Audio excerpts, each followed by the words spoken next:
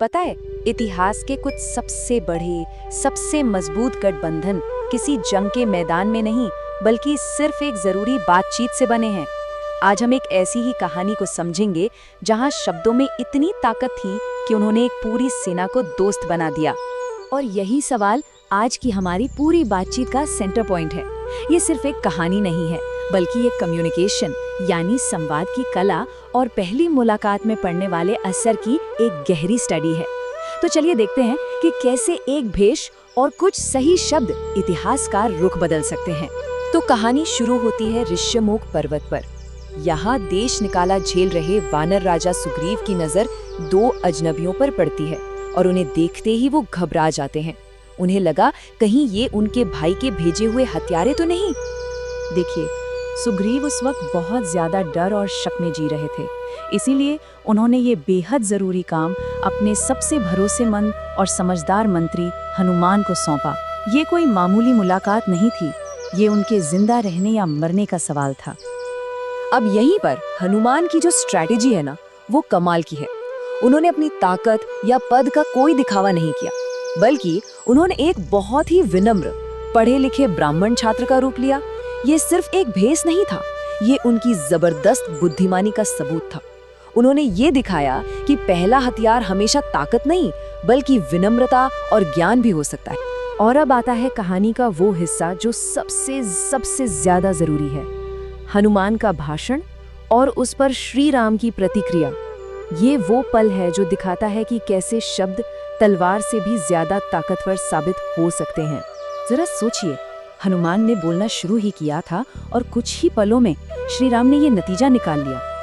उन्होंने हनुमान की ताकत या उनका रूप नहीं देखा, उन्होंने उनके शब्दों की शुद्धता और उनके असर को पहचाना। तो देखिए, श्री राम ने सिर्फ ये नहीं कहा कि वाह क्या भाषण था, नहीं, उन्होंने इसकी बारीकियों को पकड़ा। व्याकरण में एक भी गलती नहीं, जो गहरे ज्ञान को दिखाता है। आवाज में एक ऐसा तालमेल जो मन के संतुलन को बताता है, और चेहरे पर पूरी शांति जो आत्मविश्वास और सच्चाई की निशानी है। ये सिर्फ शब्द नहीं थे, ये एक स्थिर और बुद्धिमान मन का आईना थे। और जैसे ही हनुमान को ये एहसास हुआ कि वो किसी और से नहीं, बल्कि खुद प्रभु श्री राम से बात कर रहे हैं, तो बस सारे भेष, सारी रणनीतियां एक पल में खत्म हो गईं। वो पल सिर्फ भक्ति और सच्चाई का था। जो भरोसा शब्दों से बना था, अब उसने असलियत को सामने आने का मौका दिया। जो बातचीत एक जासूसी के तौर पर शुरू हुई थी, वो अब पूरे समर्पण में बदल रही थी। तो वो विनम्र छात्र का रूप गायब होता है और सामने आते हैं एक शक्तिशाली, महाबली वानर योद्धा। लेकिन अहंकार के साथ नहीं, बल्कि पूरी श्रद्धा और भक्ति के साथ वो श्री राम के चरणों में अपना सिर रख देते हैं। यही वो पल था जब शब्दों से शुरू हुआ रिश्ता अटूट बन गया। तो अब जब ये भरोसा बन चुका है, तो सवाल ये उठता है कि आखिर सुग्रीव को इस गठबंधन की इतनी जरूरत क्यों थी? इसके पीछे भाइयों के बीच की एक बहुत ही दुखद कहानी है।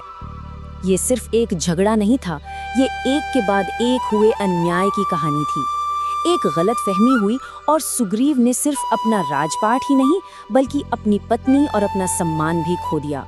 उनकी जिंदगी लगातार एक डर के साए में बीत रही थी और ऋष्यमुख पर्वत ही उनका आखिरी सहारा था।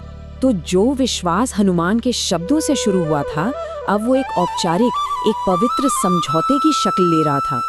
ये सिर्फ एक वादा नहीं था, ये धर्म की स्थापना के लिए एक गठबंधन था।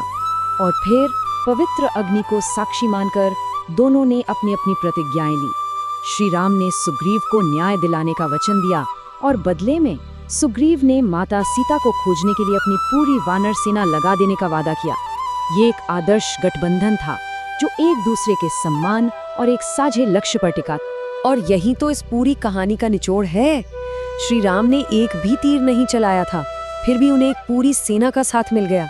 ये जीत किसी हथियार की नहीं, बल्कि हनुमान की समझदारी, उनकी बात करने की कला और विश्वास पैदा करने की उनकी जबरदस्त क्षमता की थी। ये सवाल हम सबको अपने लिए सोचना है।